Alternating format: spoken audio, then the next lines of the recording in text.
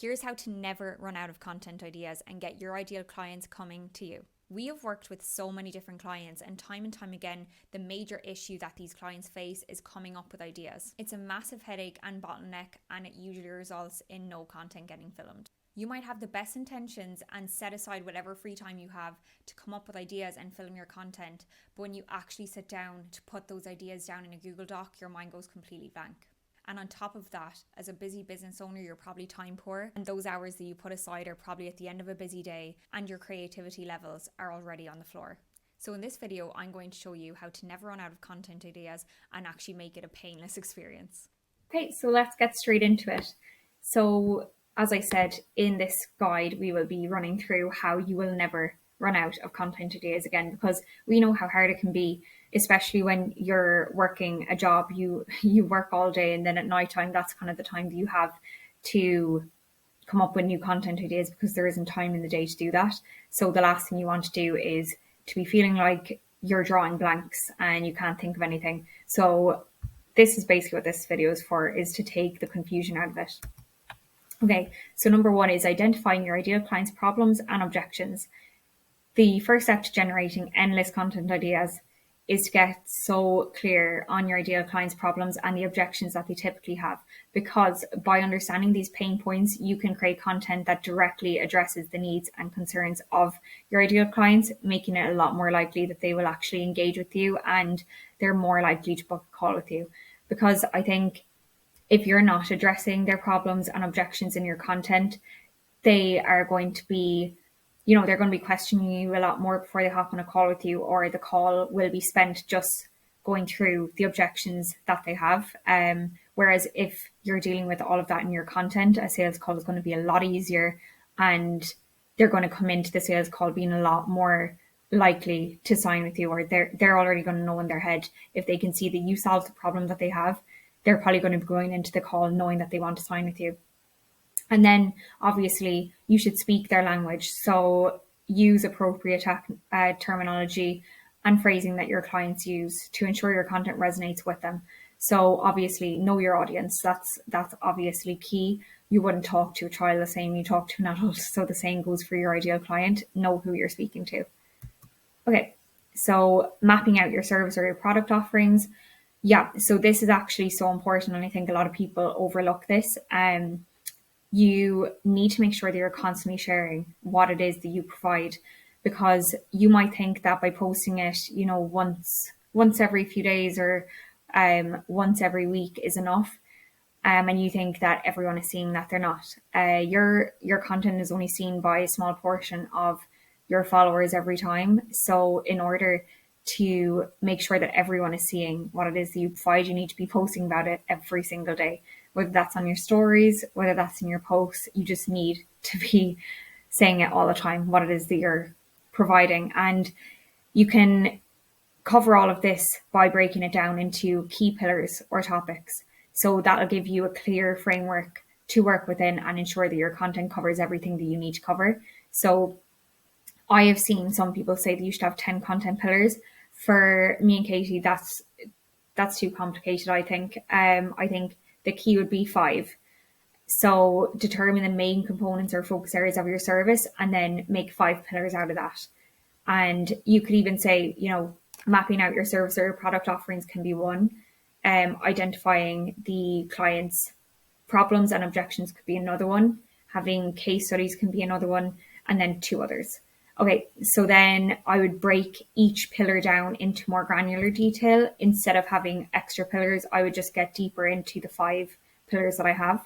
And then connecting to real life. So this goes for anything. I think if you have a real life example of anything, it makes it much more tangible and easy to understand. And if someone else can see that you helped someone else to do what they need, they're going to trust you a lot more. And you could use the example of why UGC is so popular now, user-generated content. It's because you can see the products being used by real people in real-life settings instead of just seeing a picture of a product. So then that brings me on to leveraging case studies. So this is really, really, really helpful. If you are able to have a few really good case studies that you can constantly use, that shows that you are able to do X, Y, and Z that you say that you're able to do, then the people that are looking at you to potentially provide that service for them are going to trust you because you have been able to do it for other people. So make sure if you have those success stories to be using them in your socials, and it will just make it a lot easier. It'll build your social proof, it'll build your credibility. And then under that same kind of bracket, you can do interviews. So this doesn't have to be with previous clients of yours, it can be with people you know in your industry. And I would say even trying to get it in a bit more of a longer form of content. You could sit down and have a conversation. It could even be on Zoom and film it, and that can be used for multiple shorts across YouTube shorts, Reels, TikTok if you use TikTok. And it's just a great way of getting extra content, and also that person can share the content on their socials, which can give you a extra exposure. Okay, and then repurposing. So this one, me and Katie literally, we talk about this all the time. We say to everyone that's our number one piece of advice is repurposing. Instead of constantly reinventing the wheel, look back at your best performing content and find ways to make it even better. So it can involve adding more examples, including more detailed results, or expanding on the original ideas. And that can also just look like if you have one long form script, you can break that down and use it for multiple tweets or threads. You can use it for multiple LinkedIn posts and obviously shorts as well. So that's what we do. If we have a long form script, we break it down and we use it across all of our platforms, obviously rewording it a little bit so that it suits that particular platform, but it makes content creation so much easier, especially when you are posting across multiple channels multiple times every week. It just kind of takes the thinking out of it, because if you were posting across 4 different platforms every single day and you had to come up with a different idea for each platform, it just becomes a huge headache, and I definitely wouldn't be able to stick to that. So it just makes things a lot easier. Like, for example, we post on YouTube once a week, we post on Instagram 5 times per week, but we're active on stories every single day. LinkedIn is about 2 or 3 times a week, and Twitter, then we post every single day. And that's really easy for us to stick to because we repurpose all of our content. And then sharing your own journey and story. So your personal experiences and the story of your business can be a great source of content ideas. By sharing your own journey, challenges, and lessons learned, you can build a deeper connection with your audience and position yourself as a relatable and trustworthy expert. So obviously, we all want to see everyone else's journeys because it makes them more human. And I think the more we can share about overcoming different obstacles and the lessons we learned from that, other people can learn from it too.